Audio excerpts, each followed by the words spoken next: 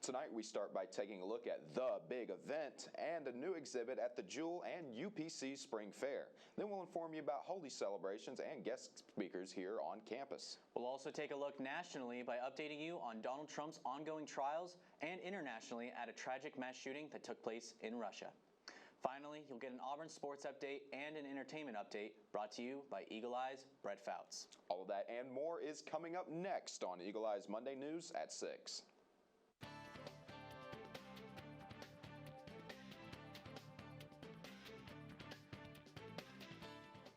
Good evening and welcome to Eagle Eye News at 6. I'm Beauman Ivester. And I'm Jack Sublette.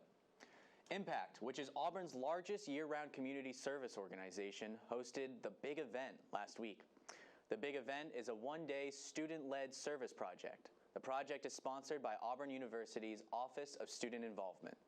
Eagle Eye TV's Trinity Love attended the event and tells us more.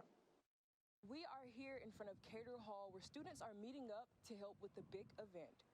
The Big Event is a one-day student-led service project sponsored by Auburn University's Office of Student Involvement.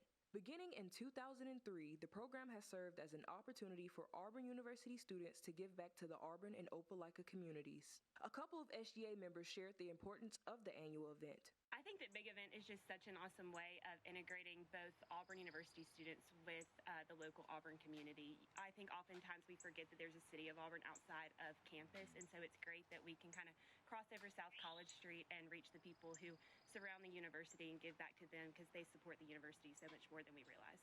Students give back by performing basic community service tasks for households, businesses, churches, and organizations as a way of saying thank you for making Auburn a great community to live in.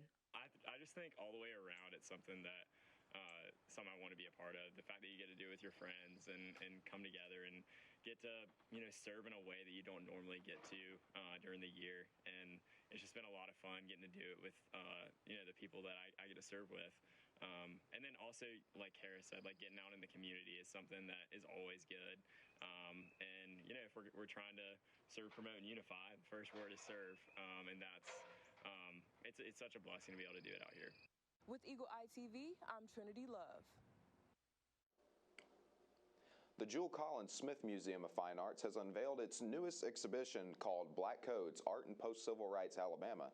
The exhibit examines the lives and art of Thornton Dial, Lonnie Hawley, Ronald Lockett, and Joe Mentor, who were each impacted by the Jim Crow laws. Eagle Eye's Brett Fouts attended the event and reports. Black Codes is an exhibit that features work from 4 Alabama artists that explores life after the Civil Rights Movement in Alabama. It features work made entirely out of found materials and showcases Black America as observed from the Birmingham area. Black Codes is an exhibition that features 4 Black artists from the Birmingham area. We have Joe Mentor, Ronald Lockett, Lonnie Hawley, and Thornton Dial. All of these artists grew up in some way, were impacted by or responding to an impact by the Jim Crow laws that enforce segregation in the South. These artists they create art that are a response to Black determination and resilience, and they all use objects that are found materials. So we see things like wood, rope, metal, all of these kinds of things that you don't traditionally see in an art setting. Dr. Zanice Bond and her students from Tuskegee helped lead Common Grounds, an event meant to further explore these pieces. And I are here leading, really excited to lead Common Grounds this evening. The class is an African American literature class, contemporary literature, from Harlem Renaissance to the present. And what we've been able to do is visit Mr. Joe Mentor's African Village in Birmingham with the Jewel. And now we're able to build upon that visit in addition to the literature that we've been studying in class. So students will be looking at pieces of the assemblage art and bringing in what they had studied in class that kind of helps to compare the art with the literature, the poetry, and it's really an opportunity for us to engage in a really valuable co-curricular activity and support, encourage visiting museums and build upon the humanities. Students need to be able to figure out that outside of the classroom, humanities and the arts are alive and well. UPC's Tiger Nights Committee hosted the Spring Fair on the campus greens last Thursday night. The event featured carnival games and classic fair rides for Auburn students to enjoy. Eagle Eye's Allison Ferran reports on another fun-filled UPC event. The University Programs Council is hosting their Spring Fair, where students were invited to the campus green to enjoy fair rides, food, and some festival fun.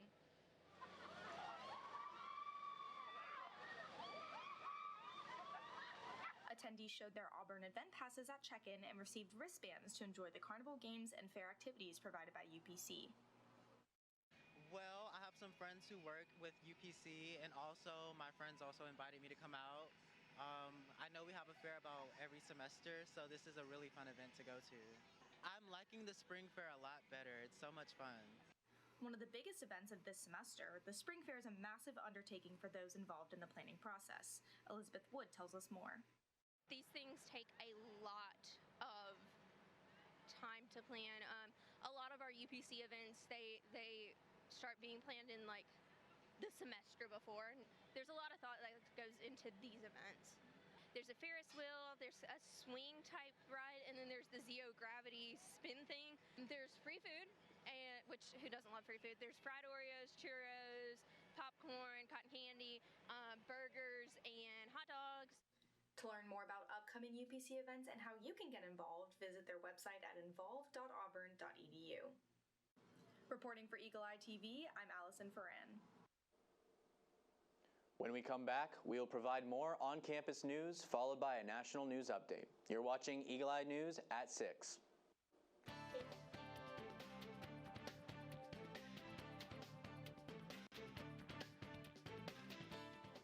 The Indian Student Union at Auburn University hosted Holi last Saturday on the campus green for anyone to attend. Attendees started the day with Zumba, followed by a generous helping of Indian cuisine. The Holi celebration concluded with a festival of colored powder. Holi is the festival of colors and spring in the Hindu religion. It is a time of celebration for all to enjoy.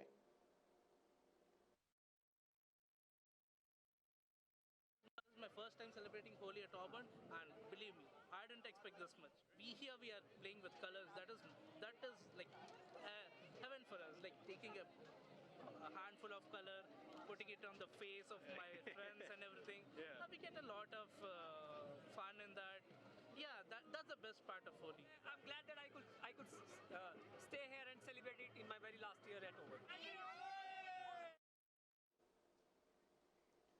Dr. Kate Fortmuller visited Auburn University last week and presented Hollywood as a risk management business. Her talk explains how Hollywood handles its endemic risk and the unexpected roles of insurance and stars in Hollywood's risk management. Dr. Fortmuller is an associate professor at Georgia State University.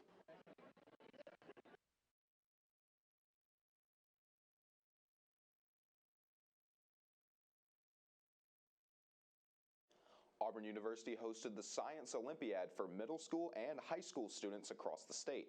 This event showcased critical thinking skills and building skills as kids from different backgrounds competed in a range of math and science-related competitions.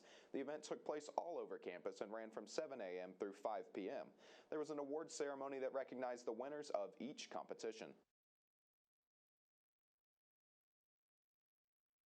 So this is the state championship for the Science Olympiad program in the state of Alabama.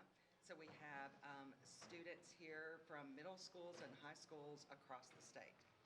It just brings me such pride to be able to wear my school and say, hey, we are a STEM school. We are able to, have brains and do what we love. Because Science Olympiad is just, it's opened my horizon to what I want to do and what I want to be and, my career choices, because STEM is a huge part. When we come back, we'll provide a major international news update regarding a mass shooting in Moscow, Russia, and more. You're watching Eagle Eye TV, Auburn's news leader.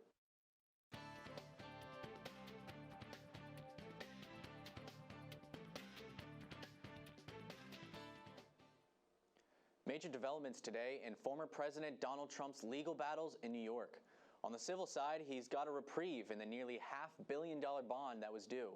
But he was also dealt a blow during a hearing for his criminal hush money trial. CNN's Washington correspondent Julia Benbrook has the latest on Trump's legal woes. In a New York civil fraud trial, former President Donald Trump was given more time to post a massive bond while he appeals the ruling. The appeals court gave the former president 10 more days to come up with the money and cut the amount necessary to $175 million. We have no guarantees of it, but it seems like it's a number that's reachable for him. That decision gives Trump a major lifeline as he was facing a Monday deadline to secure a bond for the full $464 million judgment. It will be my honor to post, and we'll post whatever is necessary, whether it be cash or securities or bonds. Meanwhile, in a separate criminal case, a judge dismissed the former president's motion to delay the trial further. Jury selection in Trump's first criminal trial is now expected to start April 15th.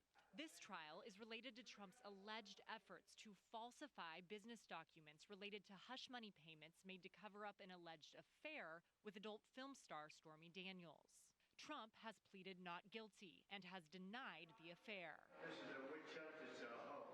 This could potentially be the only one of the 4 criminal trials the former president is facing that would occur before the November election. In total, the former president faces 88 criminal charges across 4 indictments. Reporting in Washington, I'm Julia Benbrook.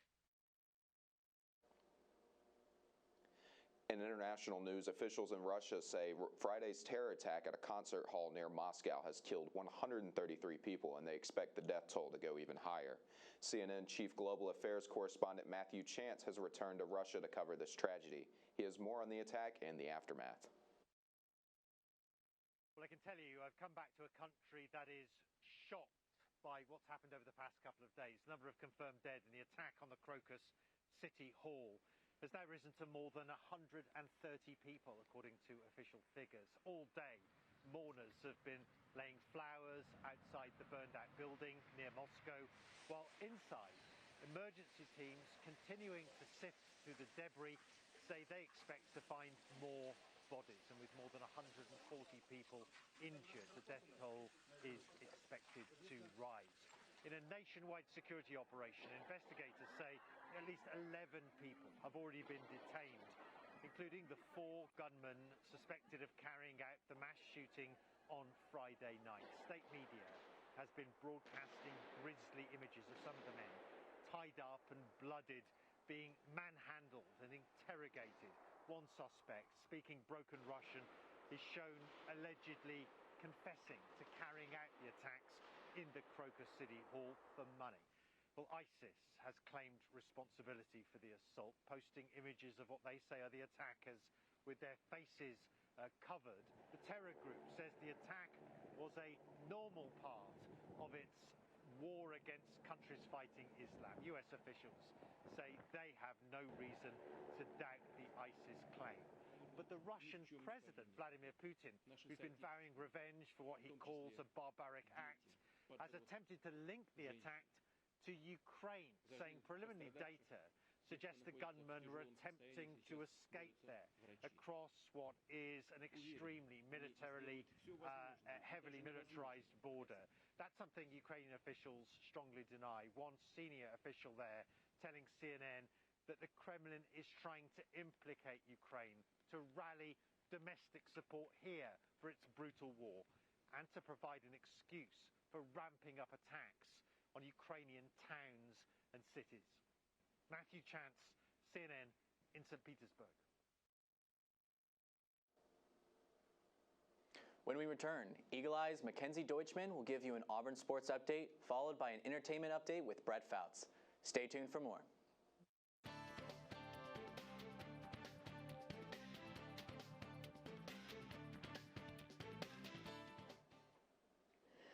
Welcome back to Eagle Eye News at 6. I'm Mackenzie Deutschmann, here to give you a recap on what happened in sports this past week here on the Plains.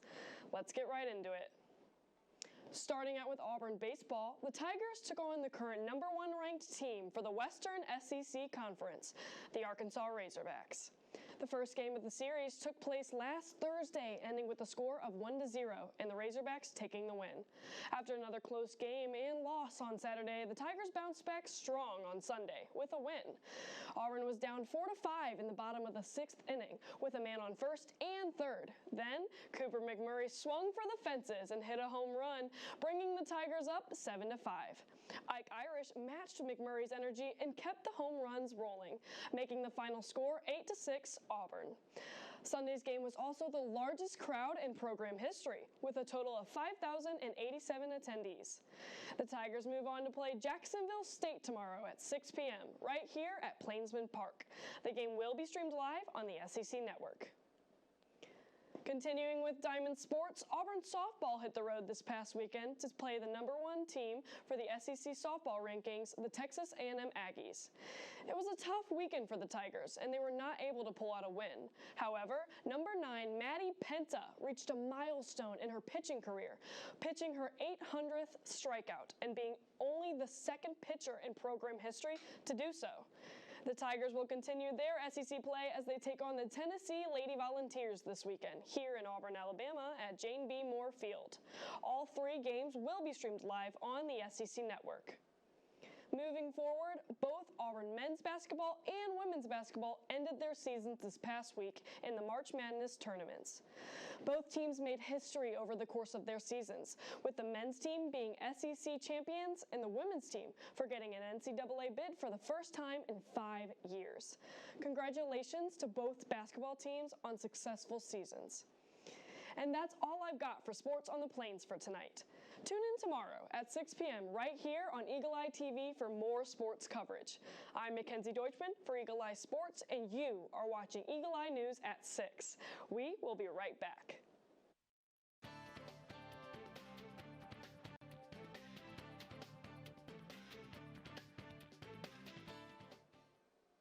Welcome back to Eagle Eye News at 6. I'm Brett Fouts here with your entertainment update.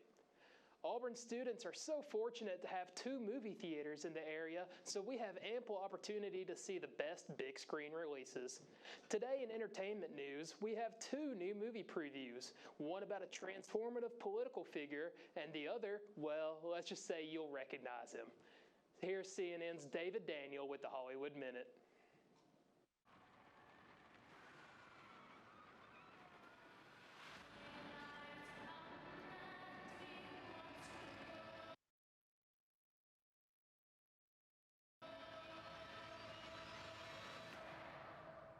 The juice is loose.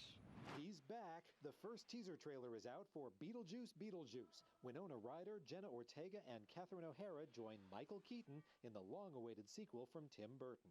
Beetlejuice, Beetlejuice arrives to haunt theaters September 6th. Voting's bourgeois politics. If all you're doing is outside yelling and screaming, that's all you're ever going to be. A yeller and a screamer. Christina Jackson co-stars in Shirley as future Congresswoman Barbara Lee, who got her start working with groundbreaking presidential candidate Shirley Chisholm. I do believe that had she been allowed to debate, she would have gotten much further and she would have garnered much more support. But I think them knowing how capable she was contributed to not letting her get that far. Shirley, starring Regina King, debuts today on Netflix. In Hollywood, I'm David Daniel. Personally, I'm really excited about these films, and I love a good prequel. Moving along with some good news, in today's Take a Look at This, a Florida sheriff's deputy is being praised after leaping into action when her canine partner suddenly leapt from a 75-foot bridge. Also, a surreal Star Wars show in Manhattan puts the Empire in the Empire State Building. Jeremy Roth has today's Take a Look at This. Watch a Florida cop save her canine partner from a sudden 75-foot fall off a bridge. It happened on the 528 Causeway in Brevard County. Deputy Lauren Donaldson and her canine partner Zeppelin had just completed a felony arrest when Zeppelin suddenly decided to leap over the bridge's railing. Using quick reflexes and brute strength, Donaldson anchored herself against the guardrail and pulled the 100-plus pound pooch, still dangling by his leash, back over to safety. The department lauded the deputy's quick, life-saving actions, and so did the social media community, showering her with praise and puppy love. Hey, want Want to see something cool? How about ice cold? A recent storm blanketed the area near Kennebunk, Maine, turning this forest full-on frosty and frozen. More than 160,000 households were left without power following the storm, so it wasn't exactly all icy tranquility in this late winter wonderland. Not cool enough for you?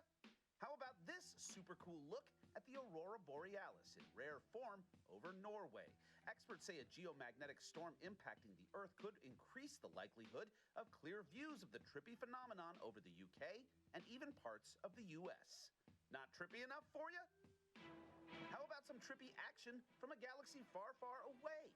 The Empire State Building became a giant movie screen for a night, showcasing scenes and sounds from the Star Wars saga as a preview of the upcoming May the 4th Star Wars holiday. There was even a live-action lightsaber battle on the skyscraper's observation deck. The surreal show lasted around 5 minutes and definitely put the Empire in Empire State Building. Or take a look at this. I'm Jeremy Roth. I love Star Wars, and May the 4th just so happens to be my favorite holiday. I'm Brett Fouts, and this is your entertainment update. Now back to Beauman and Jack. Thank you, Brett. Well, we're out of time, but for more Auburn news, head on over to our website, eagleeyeauburn.com, and check out our social media pages. I'm Beauman Ivester. And I'm Jack Sublette. Thank you for watching, and War Eagle.